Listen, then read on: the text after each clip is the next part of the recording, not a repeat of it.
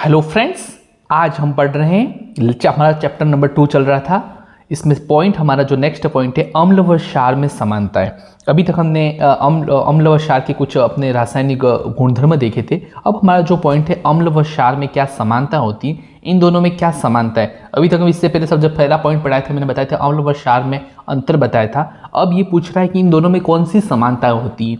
तो अम्ल व क्षार के विलयन विद्युत धारा का चालन करते हैं।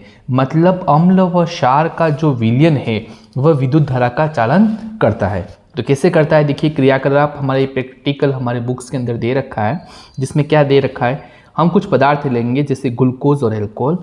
HCl AQ मतलब जलीय विलयन, जलीय विलयन जल के अंदर घुला हुआ है।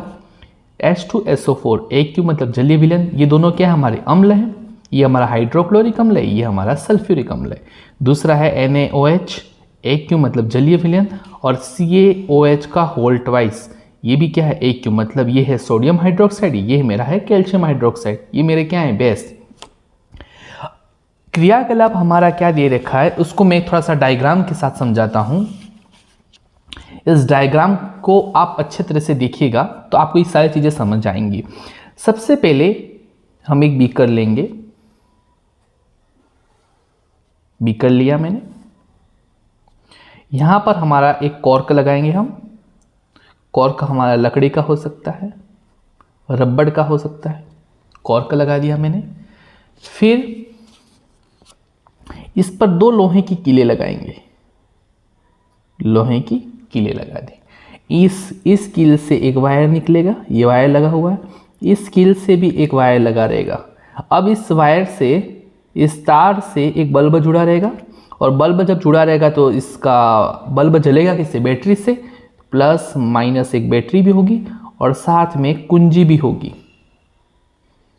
ये मेरा डायग्राम है। मतलब ये हो गए मेरे तार, ये मेरा हो गया बल्ब, ये मेरी हो गई battery, plus minus battery, battery, और ये मेरा हो गया स्विच। अब हमारा क्या क्रियाकल्प है, इसको देखिएगा। सबसे पहले कुछ पदार्थ है जैसे ग्लूकोज और अल्कोहल। दूसरा दे रखा है HCl और H2SO4, ये दोनों होंगे AQ कंडीशन में, मतलब जलीय विलयन में। ये मेरे क्या है, एसिड है। ऐसे ही होगा सोडियम हाइड्रोक्साइड और कैल्शियम हाइड्रोक्साइड, इसका भी क्या होगा, AQ मतलब जलीय विलयन होगा, AQ। ये मेरे हैं बेस। अब होगा क्या, ये जो पूरा प्रैक्टिकली काम है हमारा। सबसे पहले मैं क्या करूंगा, जो ग्लूकोज है यहाँ पर इस बीकर के अंदर, इस पूरे सिस्टम के अंदर मैं सबसे पहले ग्लूकोज भरूंगा, और ग्लूकोज भरने के बाद मैं देखूंगा कि यहाँ पर बल्ब जल रहा है कि नहीं जल रहा है। फिर नेक्स्ट टाइम मैं अल्कोहल भरूंगा, फिर देखूंगा बल्ब जल रहा है कि नहीं जल रहा है। फिर HCl, फिर H2SO4, फिर सोडियम हाइड्रोक्साइड, फिर कैल्शियम हाइड्रोक्साइड। अलग अलग चीज पदार्थ देखकर मैं देखूंगा कि बल्ब जल रहा है कि नहीं जल रहा है। बल्ब जलने का मतलब हुआ इसमें विद्युत धारा का चालन हो रहा है कि नहीं हो रहा है। मैं ये चेक करना चाह रहा हूँ कि विद्युत धारा का चालन हो रहा है कि नहीं हो रहा है। जब मैं प्रैक्टिकल करता हूँ तो देखता हूँ कि ग्लूकोज और अल्कोहल, इनको जब भरते हैं तो विद्युत धारा का चालन नहीं होता है। जबकि मेरा HCl और H2SO4 जब मैं भरता हूं तो विद्युत धारा का चालन करता है। ऐसे ही सोडियम हाइड्रोक्साइड और कैल्शियम हाइड्रोक्साइड में जब यहाँ पर सॉल्यूशन भरता हूं तो विद्युत धारा का चालन मतलब बल्ब जलता है। लेकिन ग्लूकोज और अल्कोहल भरने पर विद्युत धारा का बल्ब नहीं जलता है। क्यों नहीं जलता है, क्योंकि विद्युत धारा का चालन नहीं होता है। क्यों नहीं होता है, ये भी प्रश्न पूछा गया। इसलिए नहीं जलता है क्योंकि आप जानते हैं ग्लूकोज का सूत्र क्या होता है, C6H12O6। ऐसे ही अल्कोहल का फॉर्मूला क्या होता है, CH3CH2OH। अब आप देख रहे हैं इन दोनों को, इनके जो अणुसूत्र है इसके अकॉर्डिंग तो ये होना चाहिए कि यहाँ पर हाइड्रोजन 12 है, यहाँ पर हाइड्रोजन देखेंगे, यहाँ पर भी हाइड्रोजन और OH है, OH मॉलिक्यूल है। मतलब इसके अकॉर्डिंग ये होना चाहिए, जब हाइड्रोजन प्रेजेंट है, यहाँ पर भी क्या है, AQ का मतलब क्या हो रहा है, जैसे HCl है। HCl को जब मैं पानी के अंदर डिसोल्व करता हूँ तो 2 भागों में टूटता है, H प्लस और Cl माइनस। ऐसे ही H2SO4 को मैं जब वाटर में डिसोल्व करता हूं तो 2 हाइड्रोजन प्लस SO4 माइनस में ये 2 आयनों में टूटता है। ये अम्ल है। अम्ल विद्युत धारा का चालन कैसे कर रहे हैं, क्योंकि ये H प्लस आयन दे रहे। ऐसे क्षार जो है मेरा NaOH है, ये जब वाटर में डिसोल्व करेंगे तो Na प्लस OH माइनस, जब इसका जलीय विलयन लेंगे तभी। ऐसे कैल्शियम हाइड्रोक्साइड को वाटर में डिजोल्व करता हो तो कैल्शियम हो जाएगा और OH माइनस। यहाँ पर क्षार OH माइनस दे रहे हैं, अम्ल H+ आयन दे रहे हैं। ये विद्युत धारा में H+ आयन देने के कारण, जबकि क्षार OH माइनस आयन के देने के कारण विद्युत धारा का चालन कर रहे हैं। लेकिन यहाँ पर हाइड्रोजन और OH भी प्रेजेंट होने के कारण भी ये विद्युत धारा का चालन क्यों नहीं कर रहे, ये इंपॉर्टेंट है। इसलिए नहीं कर रहे हैं क्योंकि ये आयन नहीं देते। आयन नहीं देने का मतलब ये है, अगर इसको मैं वाटर में डिसॉल्व करता हूँ, इसको ग्लूकोज और अल्कोहल को वाटर में डिसॉल्व करता हूँ, घोलता हूँ, तो ये C6H12O6 किसी आयनों में टूटता नहीं है, ऐसा का ऐसा ही मॉलिक्यूल रहेगा। ये भी CH3CH2OH में ही रहेगा। अगर ये H+ आयन दे दे तो विद्युत धारा का चालन करेगा। इसीलिए ये लाइन लिखी गई है कि अम्ल व क्षार के विलयन जब होगा तभी विद्युत धारा का चालन करेगा, अदरवाइज विद्युत धारा का चालन नहीं होगा। इसलिए ये सारा प्रैक्टिकली मैंने आपको अच्छे से बताया, तो आपको ये चीज समझ में आ गई होगी।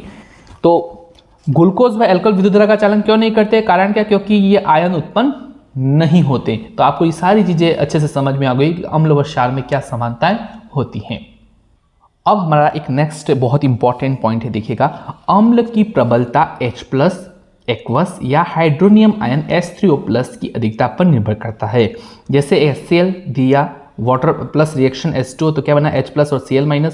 जब इसने फर्दर रिएक्शन वाटर मॉलिक्यूल के साथ की तो H3O+। इस चीज को क्या कह रहा है कि अम्ल की प्रबलता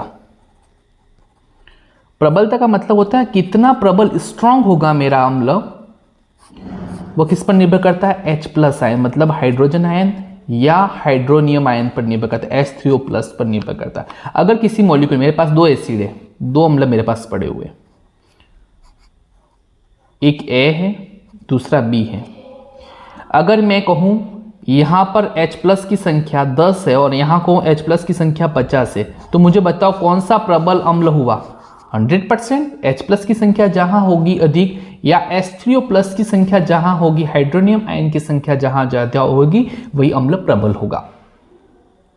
तो ये चीज को ही मैंने समझाया है कि ये अम्ल की प्रबलता हाइड्रोजन आयन या हाइड्रोनियम आयन पर निर्भर करता है। जितना ज्यादा अधिक होगा किसी भी पदार्थ में, वह इतना ही प्रबल होगा। जैसे एक एग्जांपल, कैसे HCl जब वाटर में डिसॉल्व हुआ, जैसे HCl है तो HCl 2 भागों में टूटेगा, H+ और Cl-। जब ये वापस रिएक्शन H2O के साथ करेगा तो ये जो है क्या बनाएगा, H3O+ या हाइड्रोनियम आयन। या तो मैं कहूँ हाइड्रोजन आयन या हाइड्रोनियम आयन, बात एक ही है, क्योंकि ये फर्दर रिएक्शन करने से हाइड्रोनियम आयन बन रहा है, मतलब बात एक ही है कि अम्ल की प्रबलता या तो हाइड्रोजन या हाइड्रोनियम आयन पर निर्भर करती है। ऐसे ही आप क्षार का समझ सकते हैं, क्षार की प्रबलता कैसे निर्भर करेगी। और जब मुझे पूछे क्षार की प्रबलता, तो क्षार की प्रबलता हाइड्रोक्साइड आयन पर निर्भर करता है, OH- आयन पर निर्भर करता है। जैसे NaOH है, वाटर में डिसॉल्व किया तो Na+ और OH- आयन, क्योंकि जितना OH- आयन ज्यादा है किसी सॉल्यूशन में, मतलब वह क्षारीयता गुण ज्यादा है। क्षार की प्रबलता क्या है, अधिकता है। प्रबलता क्या है, अधिक है। मतलब एक सॉल्यूशन मेरे पास है A, दूसरा सॉल्यूशन मेरे पास B है। अगर A के पास OH की संख्या 100 है और दूसरे के पास OH की संख्या 1 है या 50 है, समझ लिया, तो कौन सा ज्यादा होगा, A 100% होगा, क्योंकि यहाँ पर OH- की संख्या क्या है, ज्यादा, मतलब क्षारीय प्रबलता क्या है, अधिक है। इसी चीज को यहाँ पर समझाया गया है कि अम्ल की प्रबलता H+ आयन या हाइड्रोनियम आयन की अधिकता पर निर्भर करता है, ये रिएक्शन। इसे क्षार की प्रबलता हाइड्रोक्साइड आयन पर OH- आयन की अधिकता पर निर्भर करता है, जैसे सोडियम हाइड्रोक्साइड Na+ OH-। तो ये पॉइंट आपको बहुत ही अच्छे से समझ में आ गया होगा। अब जो हमारा नेक्स्ट पॉइंट है उसको भी हम देखते हैं, क्या है कि क्षार एक लिखा हुआ है। क्षार क्या होते हैं, क्षार घुलनशील क्षारक को क्या कहते हैं, क्षार कहते हैं। मतलब जल में जो घुलनशील क्षारक हैं वह क्षार है। अगर आज में मुझे कोई पूछे क्षार क्या है, तो क्षार जो घुलनशील क्षारक है, जितने भी घुलनशील क्षारक, जितने भी पदार्थ हैं, अगर पानी में घुल जाते हैं तो वह क्या है, क्षार है। क्षार, इनका स्पर्श साबुन की तरह होता है, मतलब छूने पर आपने देखा होगा साबुन की तरह, आपने देखा होगा बिल्कुल, है ना, सॉफ्ट लगता है। स्वाद में क्या लगते हैं, कड़वे। वह प्रकृति इनकी कैसी होती है, संक्षारक। संक्षारक मतलब संक्षारण, आपको मैंने बताया था, संक्षारण जो किसी भी चीज पर मतलब जंग लगाते हैं वो संक्षारक प्रकृति होती है। ऐसे ही उदासीनीकरण अभिक्रिया, जब क्षार समझ में आ गया तब एक अभिक्रिया दे रखी है उदासीनिक अभिक्रिया। इस अभिक्रिया को हमने पहले भी कर चुके हैं, लेकिन यहाँ पर एक बार और बताया गया है कि उदासीनिक अभिक्रिया क्या है। अम्ल व क्षार मिलकर लवण व जल बनाते, इस अभिक्रिया को क्या कहते हैं? उदासीनिक अभिक्रिया। मतलब अम्ल व क्षार हमने पहले अभिक्रिया कर चुके हैं। अम्ल लेंगे और क्षार जब दोनों मिलते हैं तो क्या बनते हैं? लवण व जल बनता है। लेकिन हमारी बुक्स में स्पेशल क्या दे रखा है? अम्ल को HX प्लस MOH बताया है। जब दोनों अभिक्रिया करेंगे तो MX प्लस HOH या H2O के रूप में समझाया है। इसको हम समझते हैं। वो कहता है, ये हमारी NCERT बुक्स कहती है कि HX X के रूप में कोई भी आप हेलोजन ले सकते हैं, फ्लोरीन, क्लोरीन, ब्रोमीन, आयोडीन। जैसे मैंने X के रूप में यहाँ पर क्लोरीन लिया, ठीक है। M के रूप में यहाँ पर आप मेटल लेंगे, मतलब सोडियम ले लिया, जैसे NaOH ले लिया, सोडियम ले लिया।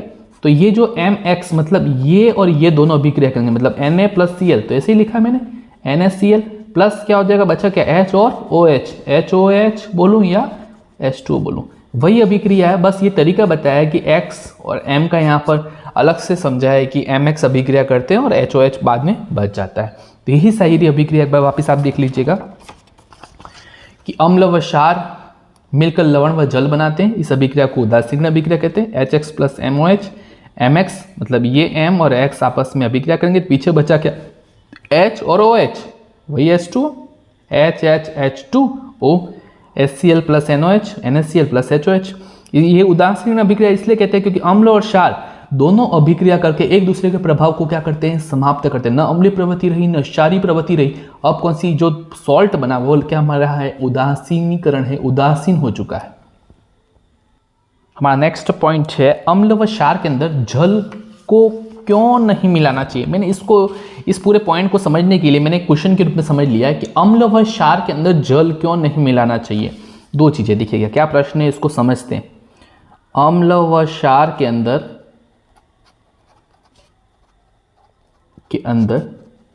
जल क्यों नहीं मिलाना चाहिए।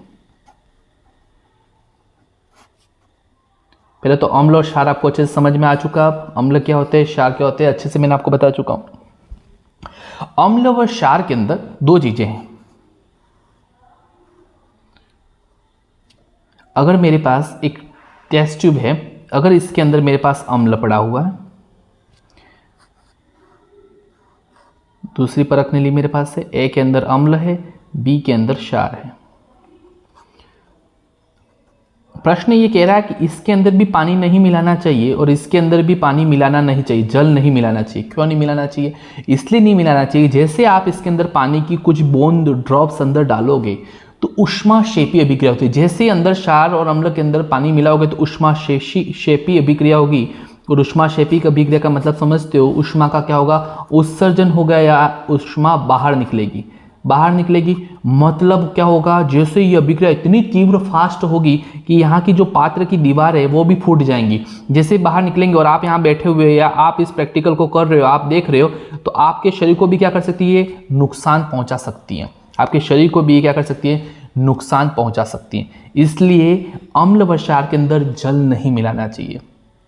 अब सर आप कहोगे सर अम्ल और क्षार के अंदर तो जल नहीं मिलाएंगे, तो हम इसको तनुकृत कैसे करेंगे? एक नया शब्द कैसे आया है, तनुकृत या तनुकरण कैसे करेंगे, इसको डाइल्यूट कैसे करेंगे। तनुकृत का मतलब होता है अम्ल और क्षार की मात्रा को कम करना, मतलब हाइड्रोजन आयन और OH माइनस आयन की जो प्रति आयतन में है उसकी कमी लाना ही क्या करना कहलाता है? तनुकरण कहलाता है, तनुकृत कहलाता है।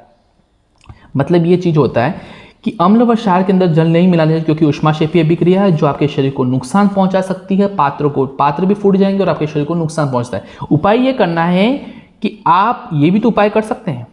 आपके पास ऑलरेडी पानी भरा हुआ है ए और बी के अंदर, ठीक है।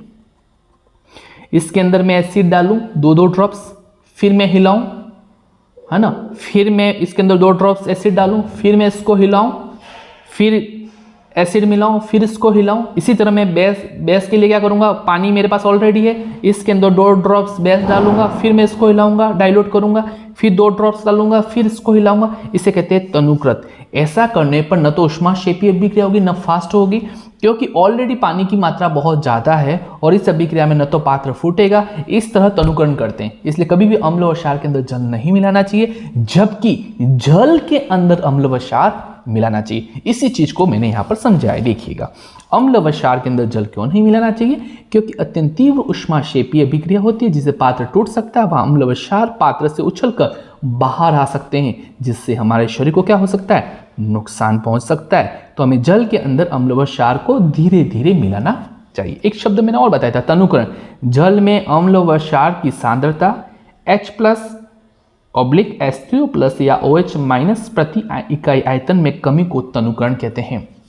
इस चीज को मैं और अच्छे से समझा देता हूं, तनुकरण क्या चीज है। तनुकरण का मतलब, आप इस चीज को देखिएगा, तनुकरण का मतलब ये है,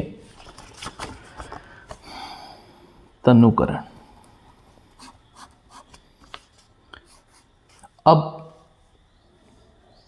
फॉर एग्जाम्पल के लिए मैं एक एग्जाम्पल के बहुत अच्छे से आपको मैं बता देता हूँ।